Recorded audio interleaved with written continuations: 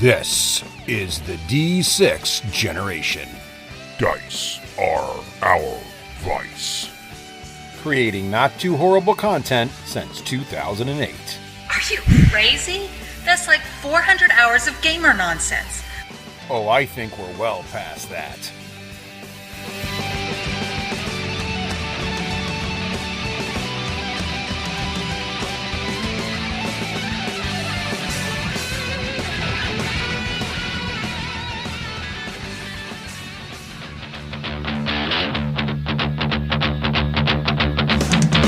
D6G Hot Take.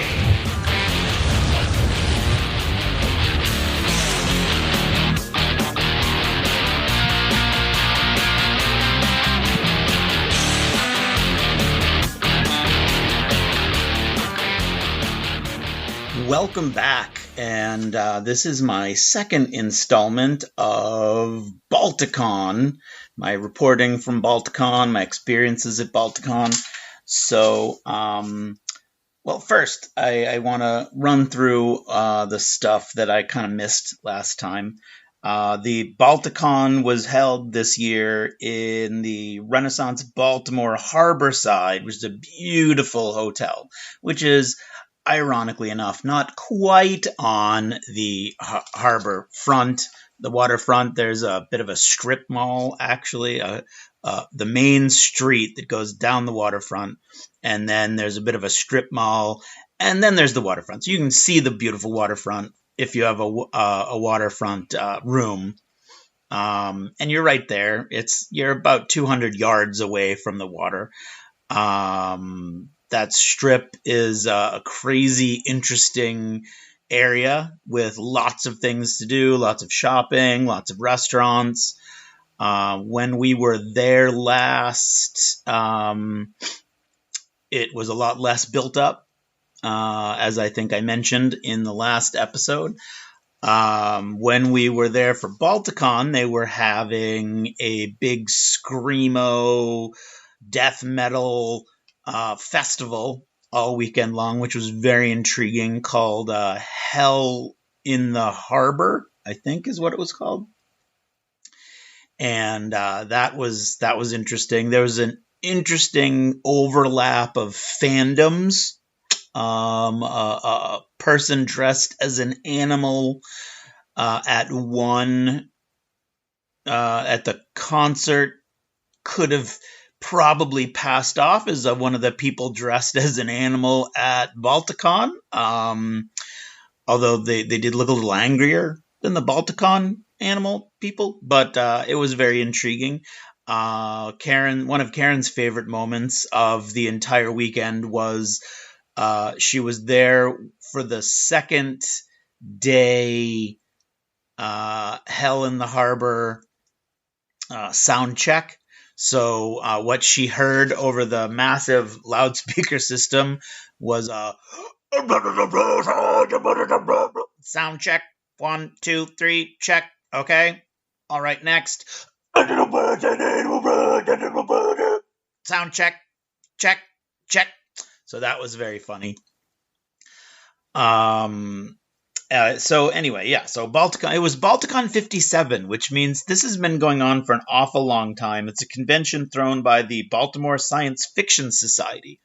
So most of these local conventions are thrown by local fandoms, local societies, and clubs that many of which, like the BSFS, have been around for a really, really, really long time. And I said the hotel was beautiful. There were several other conventions and gatherings going on the same weekend that made it very interesting and intriguing, and all the people were really, really nice. I did have breakfast in the restaurant, the hotel restaurant one morning with the guys, and I watched the gentleman make my omelet, and I'm just gonna come out and tell you, I love omelets. I love making omelets. I'm not very good at making omelets, and I have a really hard time knowing when I should flip the egg before putting in the stuff. And I watched this guy, and he did this thing where he had the little spatula, and he was lifting up the corner and tilting the pan so the uncooked egg would go down into it and under it. And I thought for sure that was going to revolutionize my omelet making skills. Unfortunately, what that's been doing the last few times I've tried it is it builds up a thickness around the edges of the omelet, but not in the middle, so it just tears. So I thought for sure I picked up a new skill, and not quite so much. So I also wanted to talk a little bit about the different kinds of guests that they have at these conventions, and in particular, BaltiCon. There are guest artists whose work you can see over the course of the entire convention, and they're there for lectures sometimes, or discussions, and sometimes just there to talk and to sign copies of their work. There are guest scientists. There were several guest scientists at BaltiCon who also gave lectures and took part in panels. So if you're interested in various different real science things like paleontology, diseases, which I was like, ooh, things like that. That was there. There was an art gallery. Now, most of these conventions have an art gallery, and the art galleries sort of follow the same general pattern of, some really, really cool art, some kind of fandom art. Always a few pieces that you're kind of like, huh? There was one piece I hesitate to describe because I'm still to this day a little confused about what it was all about. But you know what? I'm going to share my confusion with you. It was a photograph. It was huge. It was the biggest piece in the entire gallery. And it was kind of like it was two nude people facing away from the camera, androgynous. You couldn't really tell what gender the people were. They were facing away from the camera in these weird like lunge poses. And one had red paint splashed across its back, and one had blue paint splashed across its back. But the way they were like lunging over what looked like traffic cones that had been painted to match the color that had been splashed across them. And there was something red coming out of the people and dropping into the traffic cones. And I was disturbed and fascinated all at the same time. I didn't know if there was a message I was missing. I didn't know if, there was some kind of, I just didn't know. But anyway, and I thought it would be bad form to take a picture, so I didn't. What else? Well, there was gaming. That was exciting to me when I saw that there was gaming on the program. The program was a beautiful, full color, glossy magazine. Unfortunately, the gaming, I don't know if I would have, it was not a gaming convention, right? So there were basically, the gaming was in 3 really small sort of conference rooms. One had the 2 that I saw had about probably 5 or 6 tables, big, 6 to 8 person tables, round, like sort of banquet tables. One was for RPGs, and one was for board games. They did look like they had a pretty extensive board game library, which was cool. And then there was a video game room, but the video game room closed every night and was locked up. So when Bill and Vince and I went to check it out, we didn't see what was going on in the video game room. But the board game rooms, it was after dinner, so it wasn't super late. It was probably around 9. And I think there were 2 small groups playing role-playing games in the role-playing game room, and there were probably 2 or 3 groups playing board games in the board game room, but it was tucked away in a corner. Absolutely not one of the main events, but it was neat to see some representation there. And so on my last day, I did get a chance to do some fun stuff. Karen was exhausted, so I took Reese to one of the main attractions on the waterfront, which are the historical ships. There's a collection of historical ships in Baltimore Harbor. And for one price, you can go. There's a cool little museum at the beginning of one. If you're looking at the water, it's all the way on the right. The USS Constellation is a tall ship that reminded us very much of the USS Constitution, Old Ironsides in Boston. And it was neat that had the museum attached to it, and the Constellation was the flagship, or one of the flagships, of the anti-slavery fleet that the U.S. had patrolling the coasts of Africa for quite a while. So that was neat learning about that. There was a submarine from World War II, the USS Torsk, and we went in there. So you could go into the Constellation and all the way down to the very bottom of the ship. So every deck was open and available. Many of it had been restored. It was very much like walking through a museum, but it was the real ship. That was neat. The Torsk was an attack sub from World War II. That was really neat. Also, actually, it was active until 1968. Actually, but most of the stuff on the sub was about World War II. The torpedo, everything was open again. The torpedo rooms were open. The mess, everything was really, really neat there. Then LV-116 Chesapeake is a light ship, which I didn't even know what a light ship was. It basically is what it sounds like. It's a giant lighthouse, but it's a ship. So if they needed a lighthouse in a location that they didn't have the technology to anchor a lighthouse there at that point, and we're talking about the mid 20th century, then they would anchor, or they would send out one of these light ships, and so that was neat. Going on that light ship, that was the more, well, I would say the more modern, but actually it was built 14 years before the Torsk was built, and only operated 2 years after the Torsk was retired. So, and then the one other ship was the Coast Guard cutter, the Taney, is Coast Guard Cutter 37, which is really cool looking, and unfortunately it was closed by the time we got there. So, but we've been on Coast Guard cutters before, so although that wasn't quite enough to alleviate Reese's frustration and annoyance, but that's okay. So we kind of wound up our time in Baltimore with this really interesting, cool little tour of the ships. And that was really, really neat, and I would highly recommend anybody do that. So, but this is not about that. This is about those conversations I had with the writers that I talked to. So today we're going to round off with the last three conversations that I had.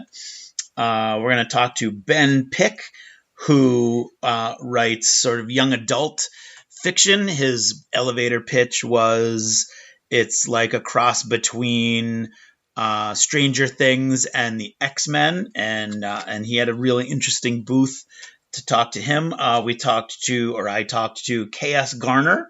She's an urban fantasy author from the Baltimore area. And she talks about how she got into writing and her books and her stories. And I talked to Rod Van Blake, who writes some really interesting science fiction and fantasy, and actually organized a roll through of his books into graphic novel form also.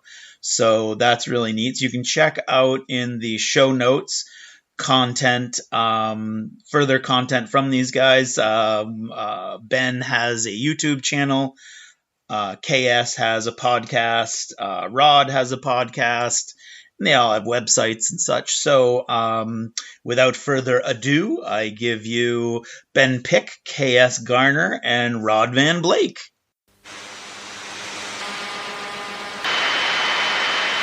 Hey, welcome back. And now still at BaltiCon, talking to authors, and I'm now talking to Rod Van Blake.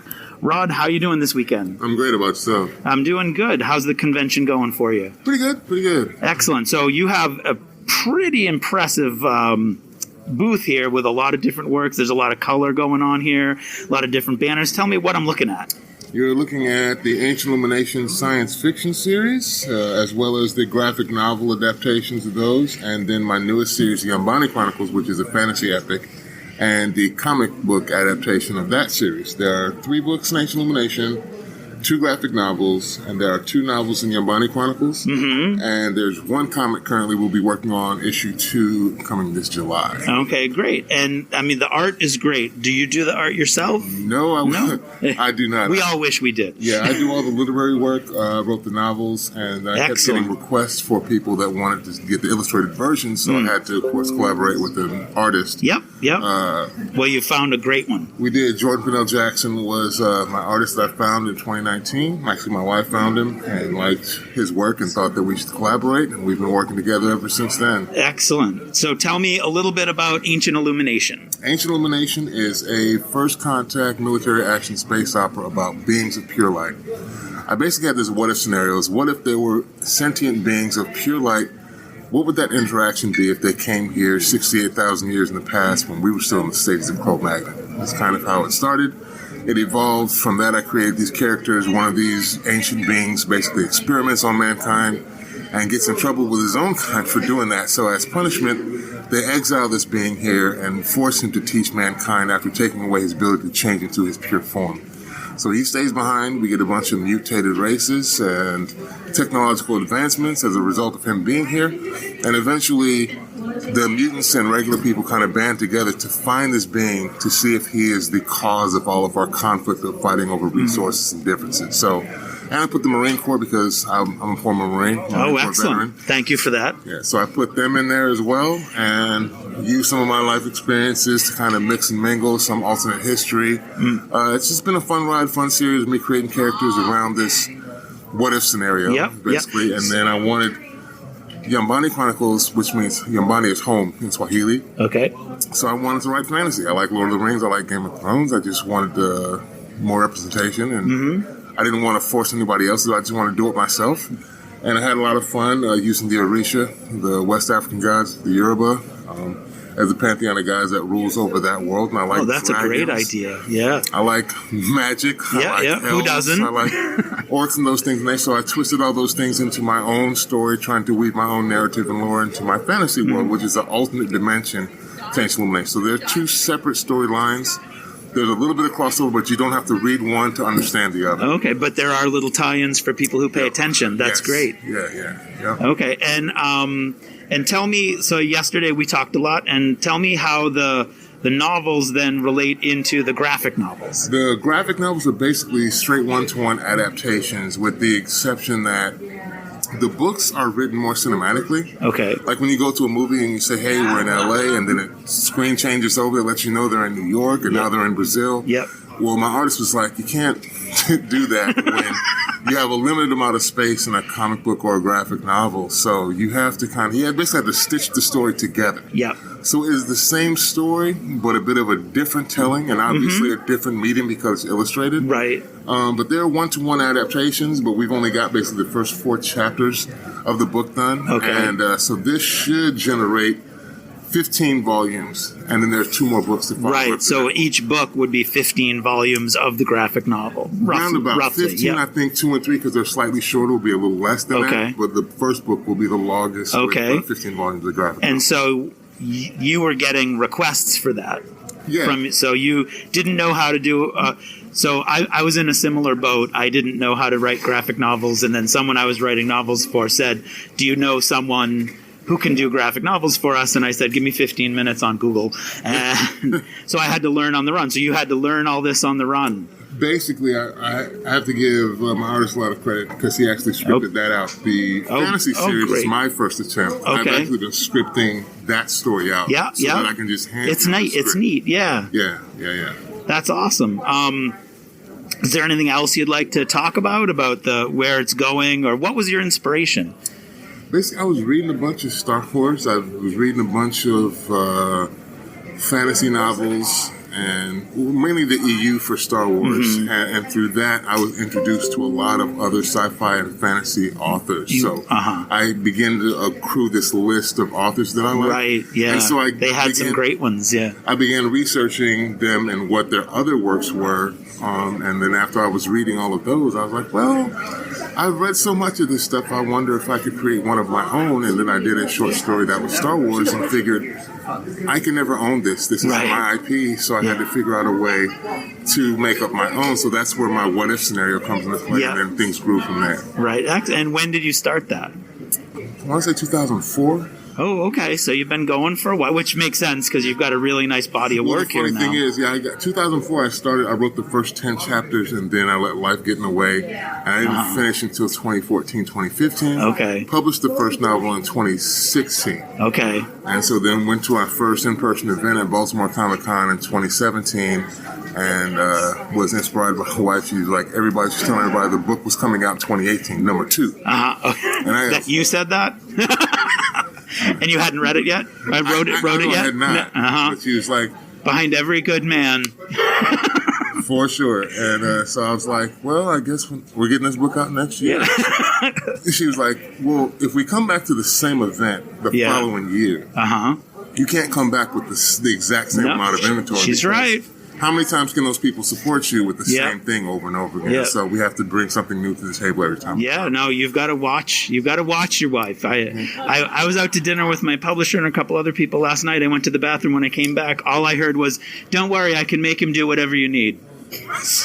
Very similar situation. There you go. Yes, every year I try to have one literary and one that's great.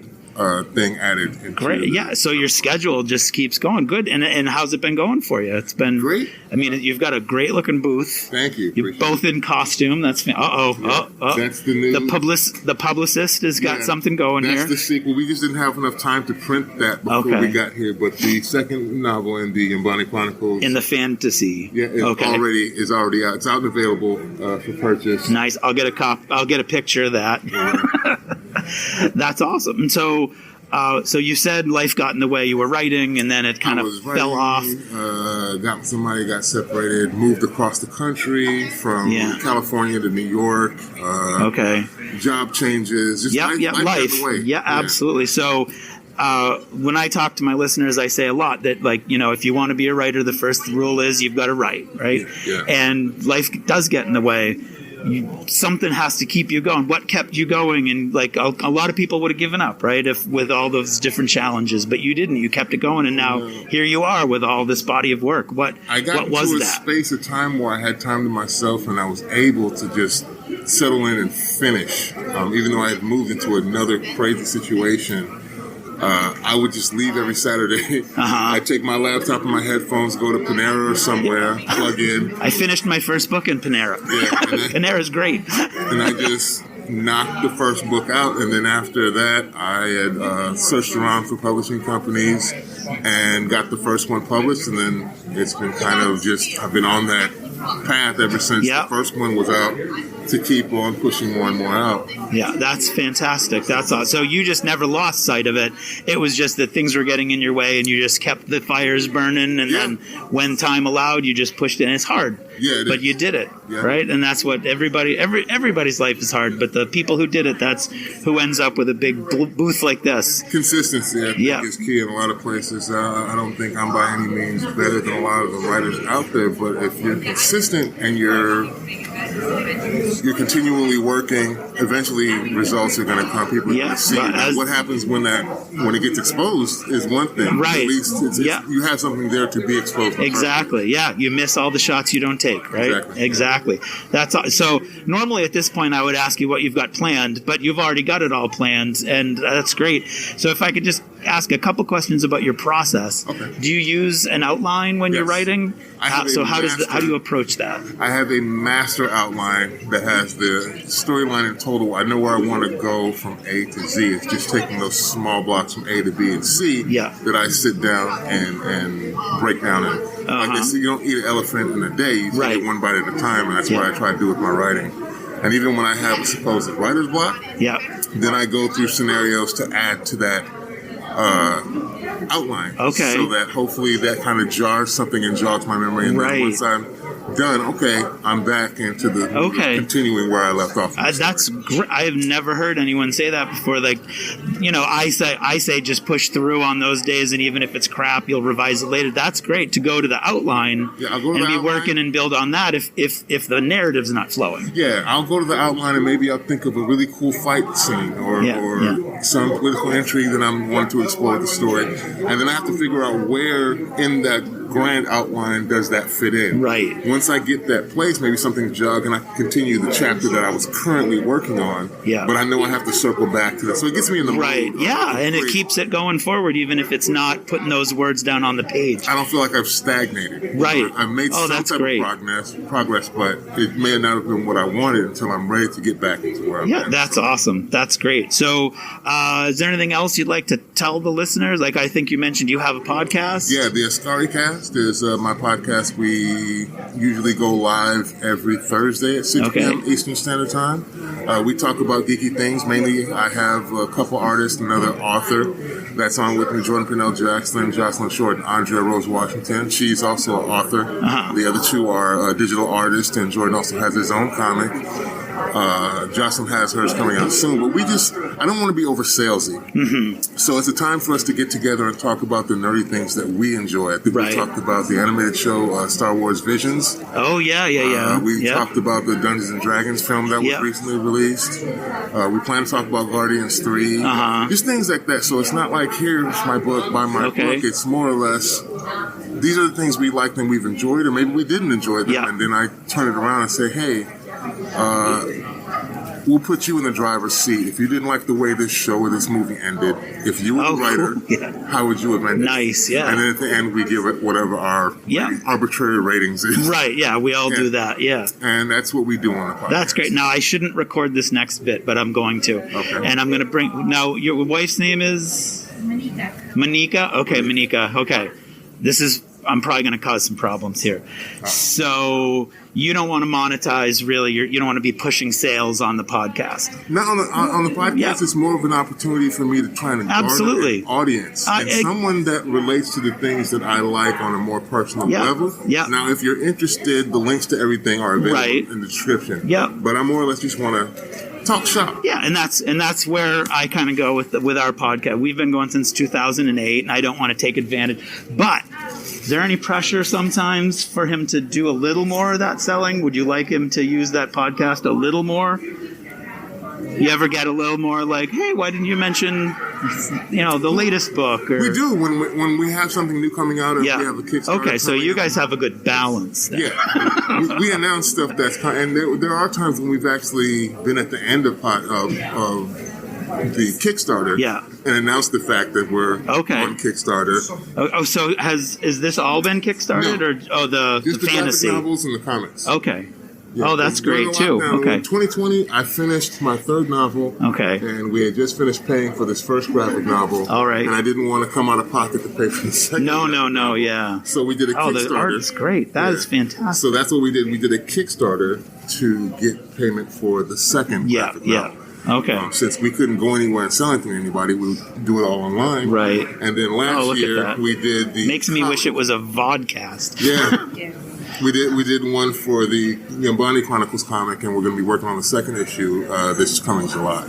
Okay, great. Awesome. Well, thank you very much for standing with me here and giving it a chat, Rod. And it was very nice to meet you as well. Great to meet you as well. And I hope the con continues to go well for you. Thank you. Appreciate it. Great. Thank you.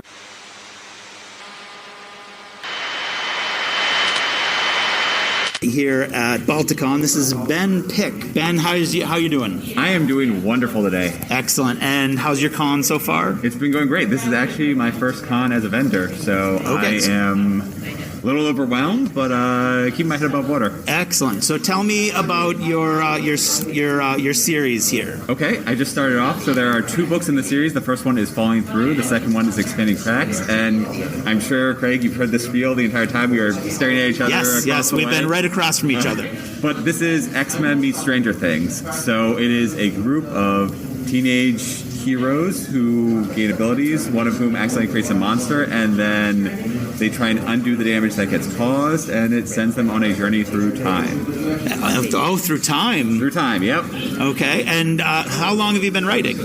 Oh, I've been writing for easily 2 decades. It's very terrible to admit, but this first book took me over 10 years to go from concept to print. But there was a point where every 6 months or so I would be just creating a new version of it. So it's been kind of spinning my wheels for a while, and I finally just decided to go ahead and publish it. It's well crafted. Yes, yes. I wanted to make sure that it's the vision that meets the original vision. Excellent. And you also have scents in your booth here. I do actually have scents. My wife is incredible, and she made various scents for the characters and locations within my story.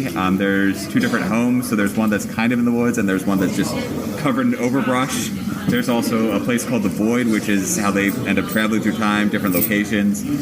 And it is an otherworldly place, so that's a very ozonic smell. People have been kind of difficult to give comparisons for what that would smell like, so it's doing its job. Now, how did you come up with that concept? Was that your wife's That was her idea. Her yeah. idea? So That's great. We tossed out a couple ideas, something unique to catch the eye, to draw people in, and sense where the first thing. This is absolutely the only booth here at the con with aromatherapy. I can guarantee you. Yeah, good. I'm glad we stood out. So, can you tell me a little bit, so you've been writing for 20 years. Yep. What kept you writing? So a lot of our listeners want to be writers. A lot of people you talk to, you want to be writers, and you tell them you just got to keep writing. What kept you writing and brought you to the point where you now have 2 books and you're at a con and you're selling them, and I've been watching you sign them off, and it's all exciting. It is. There are a lot of different things. The first thing is that I really had a story that I wanted to tell. I probably shouldn't admit this, but this is very heavily influenced by my own life. Not necessarily the fantastical parts, definitely not the time travel, but a lot of the characters are in there are amalgams of people I know, friends I've had over the years. There's actually a really bad car crash in the first book, which is taken directly from one of my friend's experiences where he flipped a car. Ooh. He walked away fine. Well, that's good. Spoiler alert. Yeah, my friend is perfectly fine. We met up later, and he was pulling glass out of his hair the entire night. So that's always, I think that was a detail I threw in the story. That kind of detail that brings it all alive. Exactly. But to pivot for another slight spiel, there is my own YouTube channel, and on there I talk about how I'm also a runner, and that influences everything, my other hobbies, my professional life, even going back to school when I was having a problem with whatever physics problem. I would just, go for an hour-long run, let my mind wander, and I would be solving whatever problem it was. So now I go for an hour run, and I'm thinking about the characters, the plot, wherever I want to take the story, and that really helps me hone it down to a core idea that when I get back, I just obviously shower and then take off writing. Okay. Now, what do you do for a living other than writing? I am an application security specialist. So very deep technical stuff. I try and find holes in whatever application I'm looking at, and I guess there's a little bit of that in here. I'm very security focused with my stories. That's interesting. So you bring that into your fiction? Less so. More of I find holes in your the process. Logic and in the plot itself. Yeah. So I'm very. Oh, that's very interesting. Yeah. Okay, that's cool. Yep. And so, how's the con going for you? It's been going great. Okay. I do have, obviously it's my first con, so I have no idea what to expect. Yeah. I do have too many boxes of books. And well, that's better than too few. True. But the thing is that with when I drove out here, I was meeting up with my wife afterwards, so she is coming back with me now, and we didn't all come together in the car. So we need to sell a full box of books in order to then also pick up our dog on the way home. So otherwise we'll have to go home first, drop everything off, and then pick it up. So I have a slight goal there, and I guess I'm well on the way there. Well, good. Well, good luck with that. Thank you. Are you from the area? Yeah, Virginia, so I'm right across the Potomac. Virginia. Okay, great. Is there anything else you'd like to talk to the listeners about? Or you mentioned that your YouTube my channel? YouTube channel, Running to Write. Running to Write. With the number 2.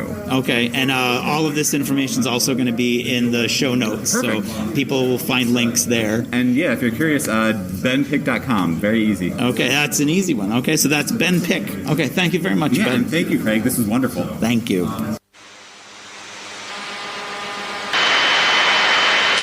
Now I'm going to talk to KS Garner. KS, how are you this weekend? I'm feeling great. How are you? I'm good. So far, so good. How's the convention going for you? It's going pretty well. I made table yesterday, so anything else from here on out is pretty much profit. Oh, did you? Oh, nice. Yeah. Congratulations. Thank you. That's great. So tell me what you have here. You've got a nice booth set up with some artwork and a couple books.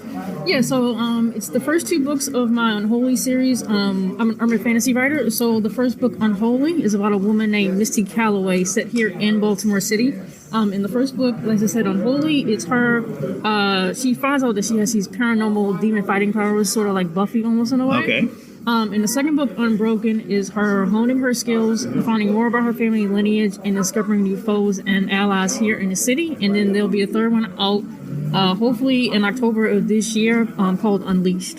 Okay. Oh, nice. I like the theme of the titles. That's cool. Yeah, nice flow. Yeah, I was told in the beginning, alliteration is good for urban fantasy, so I just stuck with the U.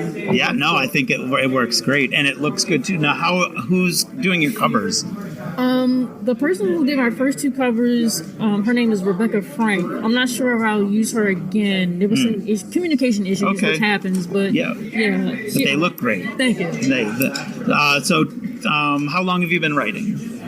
Well, I've been writing probably ever since middle school. As far as professionally, I started Unholy probably in 2014. Okay. Yeah, I started writing on Post-it notes when I was at work. Nice. So, okay. And then I would just go home and pull like another 6 hours of writing at home.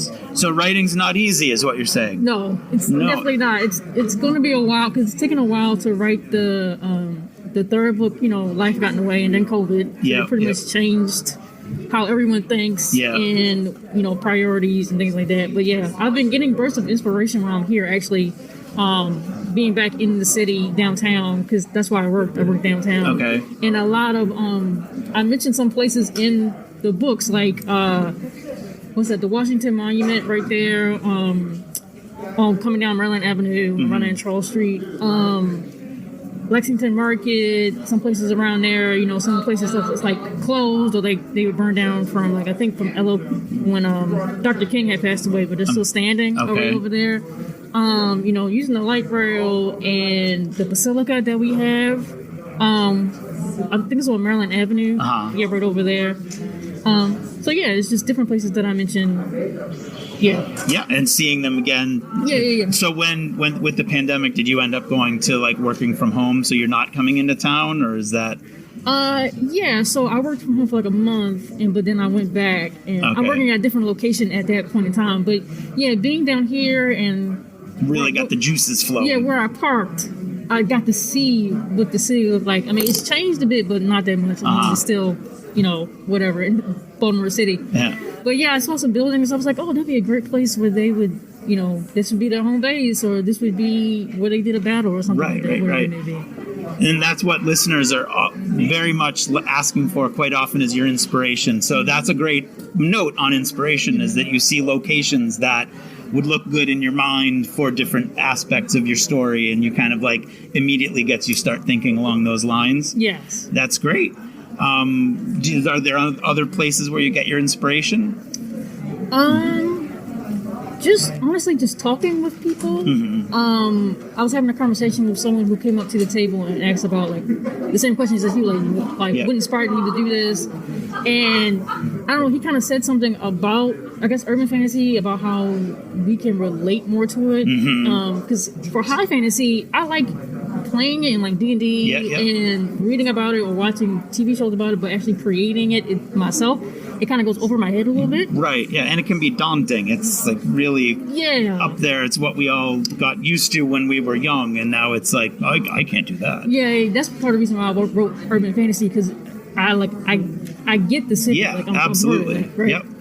So What was the question again? So just other forms of inspiration. Yeah, so I was talking to him, and just a conversation between characters came up in my head. Yeah. And I just wrote it down. And I try to tell people all the time, like, I don't dictate what really happens. They kind of tell me. My characters tell me what they want to do. So that's how it kind of, it can take a little bit longer because I'm waiting for them to talk to me about what it is. I remember reading, it was like a meme online about how I don't control the idiotic things that my characters do. I just write the incident report. Mm-hmm. So that's pretty much what it is. It's like they tell me, or I see it in my head, and then I just write it down. Okay. What they did. So that's very interesting. So you don't work with an outline? What kind of planning do you do ahead of time, or is it literally just as you think things up and it's more of like a dialogue or a conversation between you and your characters? It's like it's just a dialogue amongst the characters. Mm-hmm. And then in the first one, Unholy, I had the ending in mind. I just had to figure out how to get there. Yep. So then I would just write scene by scene, and they were never in order. It was just, this is the conversation. This is going to be a great action scene. And then I would just kind of figure out where to put them in a way. Oh, that's okay. For action scenes, I listen to the Last of Us soundtrack. Okay. So that's that kind of fuels your action and your adrenaline. Yeah, and it helped with the pacing as well, because I have difficulty. It's just kind of, I envision it in my head, but how am I supposed to write this down? Right, yeah. That makes sense to the reader and to me when I read it back. Yeah. So that's very interesting. So like a lot of us use music to sort of as inspiration or just to set the tone of our brains when we're writing, but using it to kind of mitigate the pacing of your action scenes is a great idea. Yeah. That's awesome. Mm-hmm. And so you don't have an outline, but you had an idea where you wanted it to end. Yes. Did it end there? Or did your characters run off and change things? It did kind of end there. There were some things that had to be changed just because it didn't really make sense anymore. Right, yeah. But yeah, it did end there, and then this one and the second one, I changed perspectives between characters. Okay. And that worked out. I really liked it when I read it back. Nice. It's always good when you read it back and you like it. Yeah, because the first one, Unholy, I had no idea what I was doing, and when I read it back, it reads like that. In a way, yeah. Right, but then in Unbroken, I'm reading it, and I'm actually enjoying the writing. Like with Unholy, I'm like, I definitely wrote this. But then when I'm reading Unbroken, I'm like, I definitely learned from the first one. That's great. Like I said, I was really enjoying it. Like I was just reading and reading and reading. Yeah. I had to put it down because I had other things to do. Right. So, that's great though. Yeah. That's fantastic. That doesn't happen a lot. Like sometimes you pick it up and you're like, oh, this is garbage. I stink. But that's a great place to be where you love your own writing. That's great. And so now you're in the process of writing the third one, which is called Unleashed. Unleashed. Yes. So she's going to be like much more powerful, probably. Much more powerful. She's kind of conflicted between, because she goes by two different names. The Watchman, which is more of a strategic, protective, assertive kind of leader. Whereas the Hunter is more of like a bloodthirsty, like hunts the demons for fun, almost in a way, which is like, she shouldn't be doing that, and how can she take control of her powers in a way that kind of meets in the middle? Like she asserts her authority amongst the demons and all the other supernatural creatures, but doesn't go overboard with it. And then I don't want to give away too much. No, don't. Things happen amongst them that kind of makes her think, is any of this worth it? In a way, but still wants to protect the city and the people in it, but also try to protect her own friends and herself as well. So. Right, so actually that's great. So there's a psychological component as she's taking different parts of her personality and sort of trying to find the healthy, like, middle ground kind of. Yeah. And what I try to do in my writing is flesh out my characters, like make them well-rounded and they're not one-dimensional. So that was a part of the reason why I switched the perspectives between the two, like I would say the two main characters, Misty Calloway and Axel Mintz. Just to flesh out, because even though he's her partner, in the group, he has his own thing going on, and I wanted to reveal more of that and to, I guess, show the reader that he's just not her sidekick, but he has his own his life, own person. his own person. Oh, that's great. Yeah, and I want to do the same thing for the third one because I added more characters. I don't want it to be too long because in urban fantasy, I was told like you want it to be fast paced in a way. Yeah. So I still have to try to figure out how to do that with them. Right. Can keep a balance. Yeah, to keep a balance, yeah. That's great. And what that probably shows also is your growth as a writer from one book to the next to the next. Yeah. Do you have any kind of plans or inspiration or hopes about where to go after Unleashed? I'm already thinking about it. I'm trying to not to think about it too much because I've added another character, and I want to take one that I put in Unbroken and the new character and do their own spin-off series, so it'll be in the same world, because I already had an idea of like a true crime fantasy series, but I just didn't know how to do it.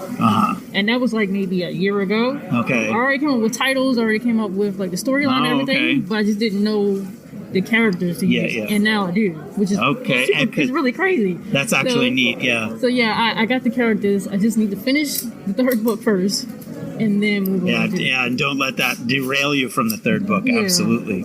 Awesome. Well, thank you, Chaos, for sitting down with me for a second and talking. Is there anything else you'd like to say? So if any of these people were walking past your booth, is there anything else you'd like to say before they walk away? Thank you for your interest. Yeah. And like I said, Unleash will be out hopefully in October of 2023.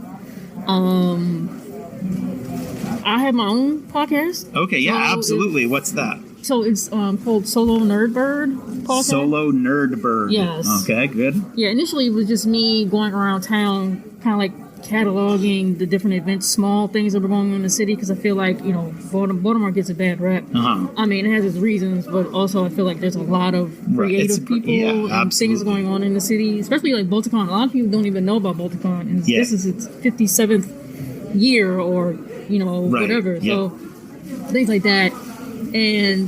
But then like the pandemic happened and we couldn't go anywhere, so then I started doing TV show, like not reviews, but like episode by episode overviews of like old animes like Inuyasha or like Sailor Moon and things like that, which a lot of people enjoyed. I think the first Inuyasha one is the highest listened to episode, and that was like back in 2020, like I said. Oh, nice. Then I started doing indie movie reviews, which some people liked, and then indie games as well. Okay. And then, like what kind of games? Like RPGs or great, whatever like it may be, just tabletop games or video games. Like video games. Okay. Just like like I said, to give more of a voice or whatever it may be, a platform to like indies. Stuff. Yep. Yeah, and then someone reached out to me to interview them for their Kickstarter as a comic book. And then it just started rolling. The ball started rolling from there as far as doing interviews. Great. So that's mostly what I do now. Okay. On a weekly basis, video and audio. So yeah, me interviewing like you're doing, Craig. Yeah. Just small independent creators. It can be self-published authors, craftsmen, comics, graphic novels. It can be a small business. It can be nonprofit. Yeah. Just interviewing them about their creative process, any advice they wanted to give. How they went about searching for collaborators or editors, and I try to fit in like mental health in there as well. Like how do you balance being a creative and then having your other responsibilities as an adult? Like, that's a great topic. Family, children, significant others, your pets, paying your bills, trying to find time for friends and even yourself. Right. Yeah. So. Yeah, that's pretty much what we talk about. That's great. Mostly. That's awesome. That's fantastic. So I'll put a link to that also. And thank you very much for sitting down with me. Well, thank you, Greg. I appreciate you. Have a good weekend. Thank you. You too. And there you have it. That is my reporting from BaltiCon 57. And again, I would highly recommend that you check out your local con scene.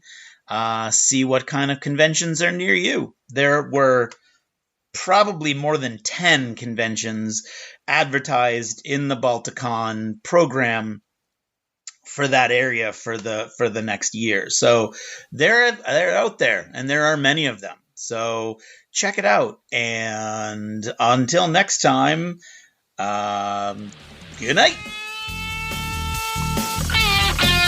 And that was the D6G Hot Take.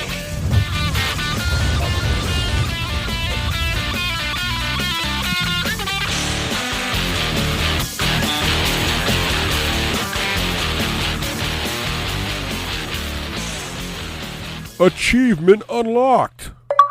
You've made it to the end of another D6 Generation episode, the podcast whose humor has universally been acclaimed as not too horrible. Please let us know what you thought of the show by emailing us at info@the d6generation.com. If for some inexplicable reason you actually enjoyed this show, you can help others find out about it by leaving positive reviews on iTunes. Thanks for listening and happy gaming.